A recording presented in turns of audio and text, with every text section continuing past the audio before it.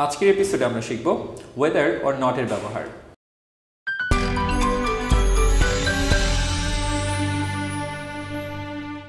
চলুন শুরুতে একটি সিচুয়েশন দেখে নিই যেখানে ওয়েদার অর নট ইউজ করা হয়েছে।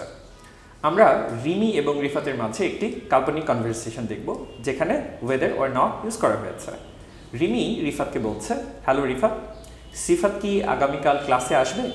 তখন রিফাত বলছে, আমি জানি না সে আসবে কি আসবে না।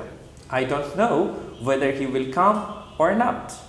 আমি আবার বলছি, I don't know whether he will come or not. আমি জানি না, আই ডোন্ট নো সে আসবে কি আসবে না, whether he will come or not.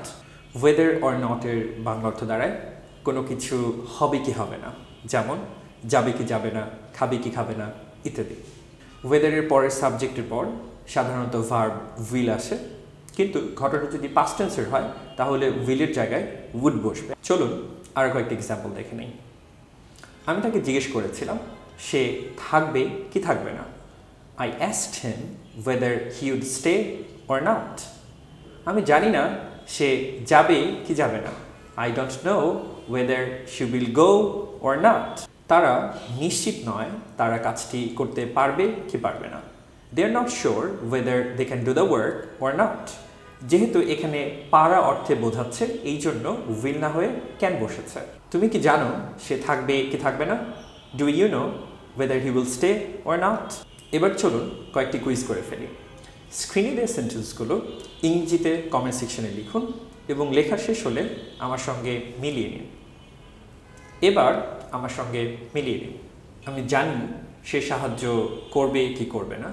I know whether she will help or not.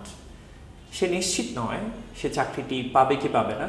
He is not sure whether he will get the job or not. Boss আমাকে জিজ্ঞেস করেছিল আমি ছুটি নিব কি নিব না।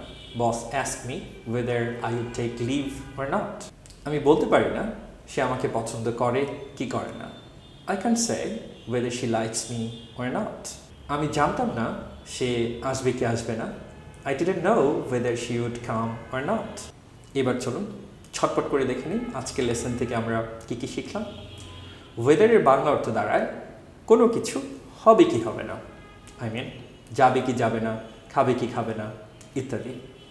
এবং ঘটনাটি যদি পাস্ট টেন্সের হয় তাহলে উইলের জায়গাতে উড বসবে এবং পারা অর্থে বোঝালে ক্যান বসবে।